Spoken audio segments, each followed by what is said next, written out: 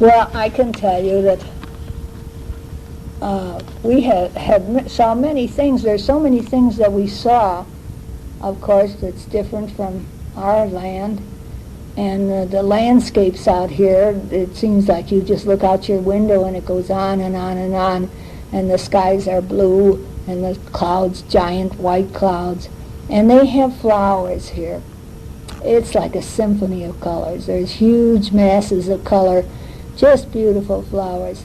Not all parts, some parts, well, it depends upon the altitude. Sometimes we're up 7,000 feet, sometimes we're down to 1,000 feet, So the flowers come in different parts of the country.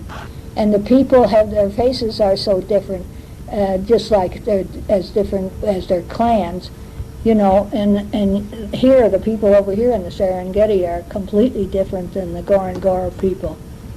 And then we see the children. We're trying to take pictures of them, but we haven't been able to do too much. We have to do more stopping. Pretty soon we're going to run out of time and there won't be any faces left to take.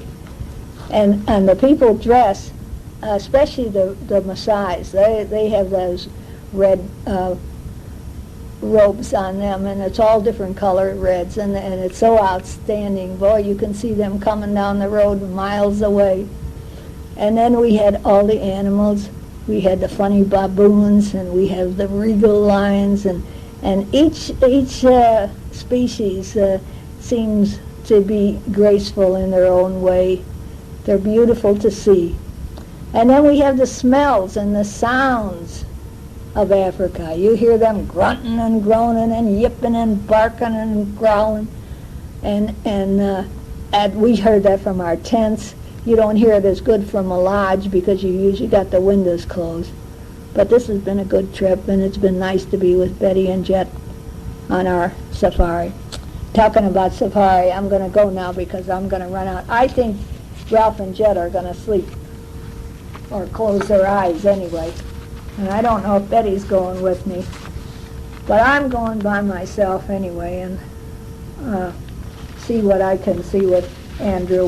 We'll go and see if we can get stuck in the mud again. I'll see you later. Well, we didn't get stuck in the mud, but it did start to rain, and we got back. But Betty came, but what we got into was a mess of tsetse flies, and they got in the car. When it rains, they want to hide. And man, we had our jackets, and we're banging at them and banging at them, and Andrew was up there trying to drive and hitting all over his head.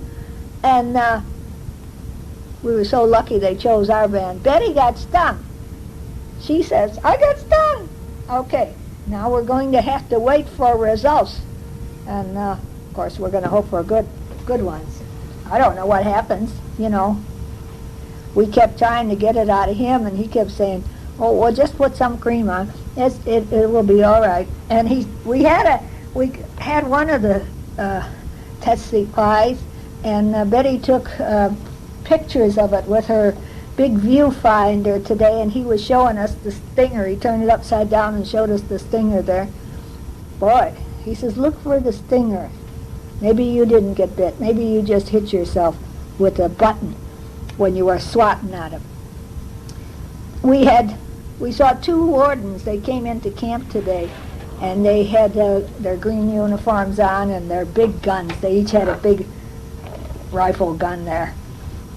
They have to protect when they go out against poachers and the big animals in case they get charged.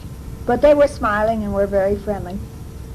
One thing I learned today, there's no big drugs here in Africa like cocaine and heroin.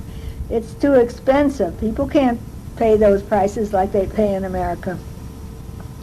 But small marijuana plants are around. And marijuana it's called banji in Swahili. And also they have a wild plant called datura, and it grows along the road. I saw in the time that we've been here 4 guys on this goofy stuff after they were chewing this datura.